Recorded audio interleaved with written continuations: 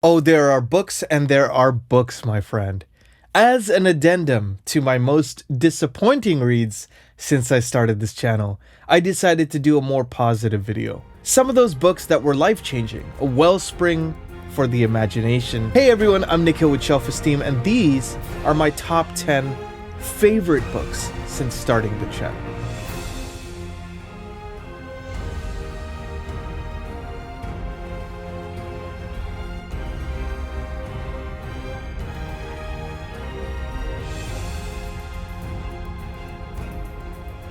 Hey everyone, welcome back to the channel. I'm Nikhil with Shelf-Esteem. I'm a composer, now also a booktuber. You can find my music in various book adaptations, such as The Wheel of Time, His Dark Materials, the official companion album for Brent Weeks' Lightbringer series, and so many others. And it is a joy to talk about a more positive video, which is an addendum to my most disappointing reads. I figured it's only fair and be a bit more positive and talk about the books that were my favorites since starting this channel. I've gotten a chance to read a lot of books, in part due to recommendations from you all. Please keep those recommendations coming, and I always love to do that in turn, hence this video. So I decided to pick 10 from the year and a half since starting this channel, and those are my favorites. Of course, there are plenty of other books that could have possibly made this list. I didn't decide to do any honorable mentions, and I'm actually doing these in no particular order because I didn't feel it's fair to rank them. Some of them are very different to each other, and it's kind of comparing apples to oranges. How can you compare a memoir, say, to a fantasy epic? It's hard to do. So I figured rather than doing that, I would do them in no particular order and talk a little bit about them. And if you haven't heard of these, or if you haven't checked them out, check out the links in the description below, find out more information about them, find out if they're right for you, I always say.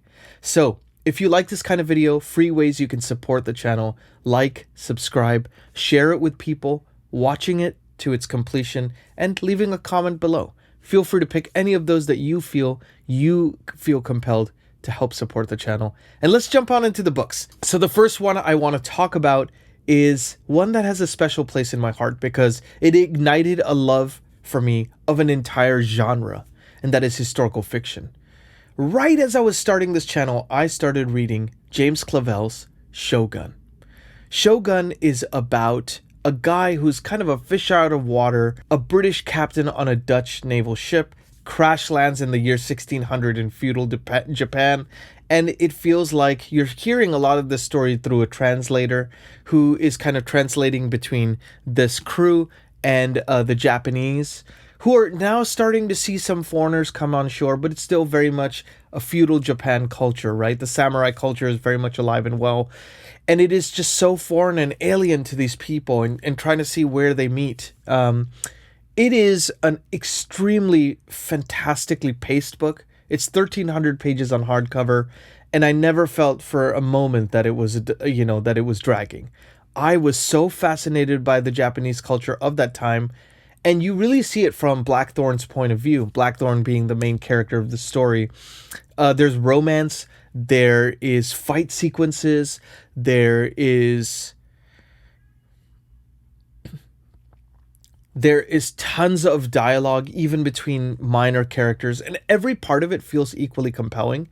It ends in a way you don't expect, if that makes sense. I'm not going to spoil anything, but I'm just going to say that there are things in the book that feel like they are going towards a logical conclusion, and then James Clavell kind of subverts those expectations in a very poetic way.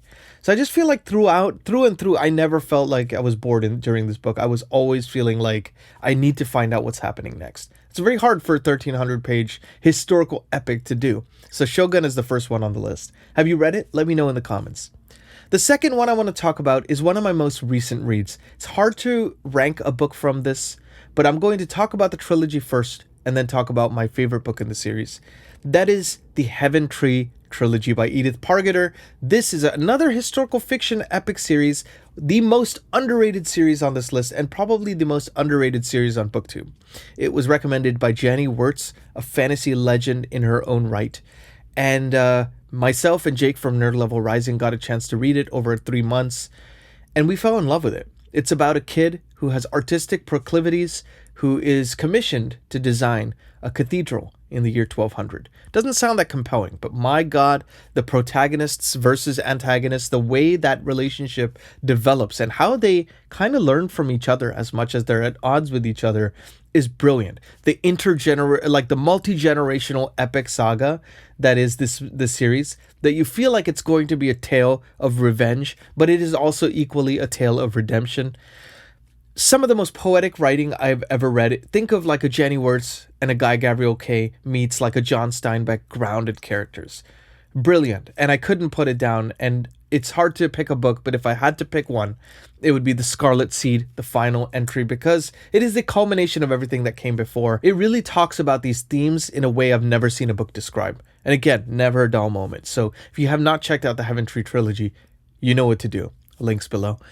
The next one I want to talk about is a recent read as well. I decided this year that I would start reading Malazan Book of the Fallen by Steven Erikson, the 10 Very Big Books, one of the most complex and dense fantasy series of all time. Tons of continents, 300,000 years of history from a historian's point of view, and the book that really captured my heart and made me go, I need to not only finish the series, but read everything Steven Erikson and Ian Esselmont have ever written, and that is Book 2, Deadhouse Gates. The reason why I like this book is the way it starts to the way it ends. It really feels like Steven Erikson is looking at this theme of how bleak and dark the world can get, and yet, there are signs of cracks in that there's a light at the end of the tunnel, that there is hope, that there is redemption. But man, does this book go in dark places. The PTSD that one of the characters, Felicin, feels is probably one of the most compelling character arcs I've ever read in fantasy, and I'm only just getting started. I thought that the historian going on board this battle, and you seeing the battle from a captain's perspective as well as the historian's perspective, and how those perspectives start to collide as events of the book come together. My God, it's brilliant stuff, and I feel like it's just so much better than the first book, Gardens of the Moon. It just made me fall in love with the series, so for that reason, Deadhouse Gates has to make this list. The fourth one I want to talk about is a bit of a departure from fantasy, and this one is a memoir. It is a memoir that is written in tribute to Mal Evans. It is called Living the Beatles Legend, the untold story of Mal Evans. Now, Mal Evans was famously the Beatles roadie. He started off, being the tea guy, and then he would help assemble all the equipment and take it down after each gig, which is no small feat, and for one person to do it all. And then he starts getting into songwriting, and he helped Paul McCartney write music on Sgt. Pepper's album. I mean, it's insane his contributions and how overlooked and how much of a mystery his contributions were. And you get to find that all out in this book. I mean, I'm a Beatles fanatic. I've read probably 8-9 Beatle books before this, and I was finding out that 70% of it felt brand new, that I never knew. I mean, that's a feat in itself. So if you are a Beatles fan, you absolutely have to read this book. It is both beautiful, it is a book about ego, it is about a book about feeling transcendence, and also the lows that come with the ego as well. It is a tragic story as much as it is a beautiful story. So definitely check this one out if you haven't already. The next one I want to talk about is my favorite author of all time, Stephen King. As you can tell, got that shelf back there. And I tried to pick one of the ones I've read. It's hard to do because Stephen King has written so many books that I've enjoyed over the last year and a half. But if I had to pick one, it is the smallest one on this list. It is only 280 pages, but my God, does it pack a punch, and that is Cujo.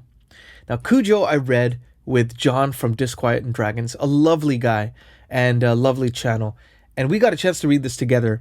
I remember reading this on a flight to the UK, and I just couldn't stop. I read the whole thing. I just cover to cover, and that's not me. I get distracted very easily, and I just couldn't stop reading it. It's about a dog that goes rabid, yes. It does feel like it should just be one of those survival type books, but it's so much more than that. It's about marriage dynamics and the messiness that comes with it. It's about infidelity. It's about redemption. It is about two families in this one little neighborhood, and kind of the isolation that you feel being in such a contained narrative. Oh man, and Stephen King takes so many risks in this book. He has parts from the dog's perspective, which really makes you empathize for the dog, because you realize the dog is a victim too, right? Yeah, yes, rabies is an affliction, and so the dog turns into a monster, right? This is not this is all spoiler free, but I'm just saying that, like, yeah, he is as much a victim as the people he afflicts. So fascinating book, a good insight into Castle Rock, which frequently becomes some other location settings for Stephen King's other works. Got to check out Cujo if you've not. Very underrated of his works. The next one I want to talk about is back to historical fiction. It was one of my entry points into Ken Follett.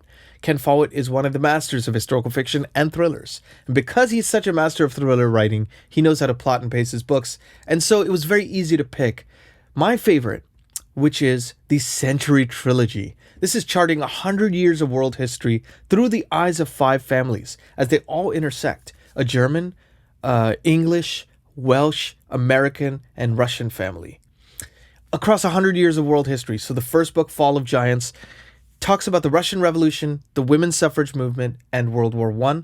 The second book, Winter of the World, talks about World War II, and the third book is Cold War to present day. Now, I haven't read the third book yet, but the second book, Winter of the World, has to be on this list. You see the rise of Nazi Germany, but you see it from the perspective of people on the ground. So you get to see the Reichstag fire happen. You get to see how these stories of these families really start to intersect with world history. It's magnificently done. It is very dark, but it's also about those families themselves. It's very interesting to see a German family that is vehemently opposed to the Nazi party, and they have to hide that opposition, right? But then their kid becomes a Hitler youth, and how does one deal with those types of things?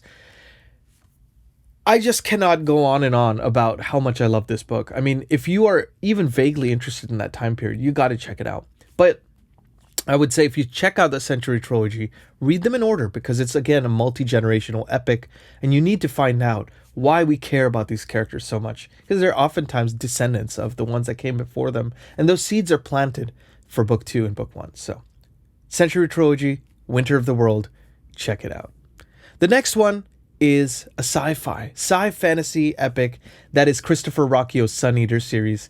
I got a chance to read the most recent entry, as of this taping, book 6, Disquiet Gods, when it first came out. And oh my god, this guy, one of the most consistent fantasy authors of the modern era. He's written 6 books, several short story collections, novellas, and everything is a banger. It's unbelievable. I mean, I didn't think anything could top the books 2, 3, and 4. I thought that was the golden period of Sun Eater. Then Disquiet Gods comes out and blows it out of the water, It's Eldritchian horror in outer space. It's planting the seeds for the final entry.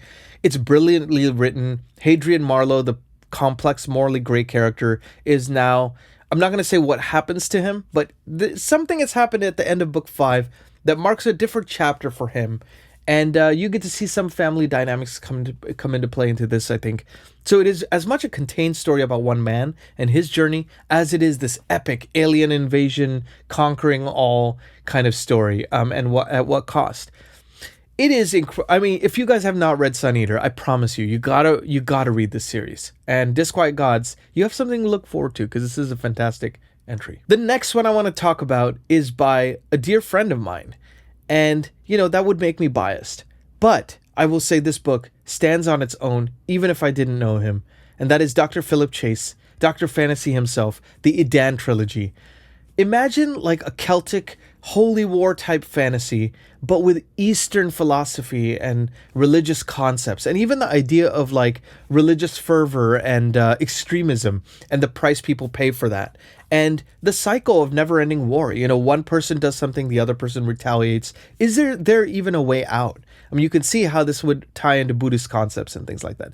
Brilliant, brilliant stuff. And the second book, Prophet of Adan. Oh my God. It just takes all the concepts in the first book, Way of Adan, and just brings it up a notch. You see confrontations in this that feel like, wow, this should be the end of a series. Where could it possibly go from here? I just felt like this was my favorite of the 3, I think, if I had to choose. But my God, they're all so good. And the series continues because he now has While Darkness Gathers as taking place 16 years after. So it's kind of a sequel to the series. Another great banger. So definitely check it out. And my personal favorite since I started this channel would be Prophet of Adan, book 2. The next one, got a couple more on this list. So the next one is an author who needs no introduction, but I'm going to introduce her anyways. She is a master of epic fantasy with a classical touch, but also feeling like it has a lot of the modern as well. This is Robin Hobb. This is The Realm of the Elderlings, 16-book magnum opus of what she's written. I've only read about 5 books, so I know this list will probably change as I continue on my journey, but I had to pick one, so I'm going to pick one, and that is Ship of Magic, book 1 of the Live Ship Traders trilogy. She writes these subset trilogies and quadrilogies in her 16-book epic as a way to tie together little stories that all kind of are vignettes that, propel these characters forward. This one has talking ships in it, magic ships. It's incredible. Every character matters. Even side characters that usually would belong in the background in other books, they even have POVs. It is absolutely incredible. You hate certain characters, and then you start to see a little bits of redemption in them, even in this first book. It's so smoothly done. Robin Hobb is a terrific author. I mean, her prose is just beautiful, but it's also accessible. She knows how to balance that line, and she knows how to do world building like very few fantasy authors out there. So if you haven't checked out Ship of Magic, Live Ship Traders, definitely check it out. I've heard that Live Ship Traders series can be read out of order of the other ones, because it's not necessarily related to, say, the first trilogy. Great book. Definitely check it out. And beautifully paced fantasy, too. For being somebody who likes to take her time, she really struck gold with that. Lightning in a bottle with how well paced it is, how incredibly detailed it is, and how much the characters matter along the way. Hey, everyone. Just a quick cut in here because I realized I forgot one of the most important books on the list. This book is less than 300 pages. It was written in 1949, and yet it has endured.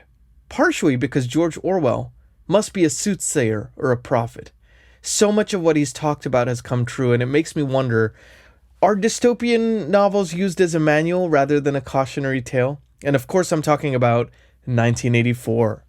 Now, this was one of the last books he wrote before he passed away in 1951, and yet it still holds relevant today. I'm always amazed, reading those pages, how much is covered in the novel, and how prescient it is for the times. It even talks about stuff like how people in the future would have so many subscriptions that they wouldn't be able to tell even, what they're subscribed to or even remember what they're subscribed to. That is just such a specific prediction that it's insane that he would have written about that in the 40s, right? It was supposed to be a cautionary tale against the horrors of World War II and the rise of the Third Reich and everything. And it was kind of alluding to that idea of government surveillance and control. But it has become a thing that I think we can all relate to in this, kind of future that we are seeing unfold right before our eyes, where government surveillance and the need to control a society through news articles and pumping fear into society. You could see how much this kind of hits close to home. It is also probably one of the more disturbing and harrowing books, not only because it is so close to home, but the way George Orwell paints this picture, there's a feeling that there's a totality in that control, that there's just an absoluteness. It's very bleak. It feels inescapable at times. But it is a brilliant read. I haven't read a book anything like it. And I think, even though there's been many dystopian books since then, I don't think we are going to experience anything that is quite so visceral and realistic as George Orwell's 1984. And the last one, before I say this one, I just wanted to mention one more time, if you like this video, please like and subscribe. And now on to the last selection, an epic fantasy and one of the most recent on this list. I got a chance as part of Aaron's Booked and Busy's channel to be on the 3 Swords Along read-along with a bunch of wonderful booktubers. We were reading Memory, Sorrow, and Thorn by Tad Williams. Now, it's hard to pick a book. And this book is technically 2 because there's a part 1 and a part 2, but it really was first published as one novel, and that is the final book, To Green Angel Tower.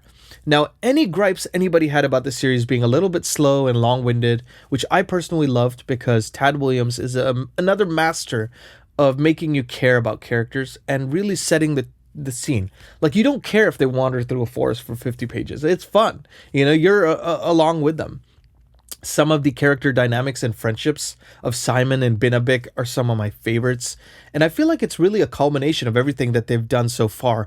And this book goes into some pretty dark territory. The climax of the book is phenomenal. The whole last third of the book, I thought I just couldn't stop reading it. And for dense epic fantasy, it's hard to do. And also, it was kind of a prototype for George R. R. Martin's famously being influenced to write Game of Thrones. And, you can feel a little bit of Realm of the Elderlings in there. You can feel a little bit of the Wheel of Time in there. So it is just, you could tell it was very much the prototype for a lot of these other series. So if you want to go back to the source, go back to the 80s, go back to Green Angel Tower by Tad Williams. That was my 10, guys. What did you think of this list? I would love to know from you, as always, if you agree, disagree, any you would order. How would you rank these if you've read any of them? I would be curious to know from you, because it's always a dialogue between us, right? So I'm Nick Hill with Shelf-Esteem. Thanks for watching. Be good to yourselves. Be good to each other. I will see you, as always, on the next video. Take care.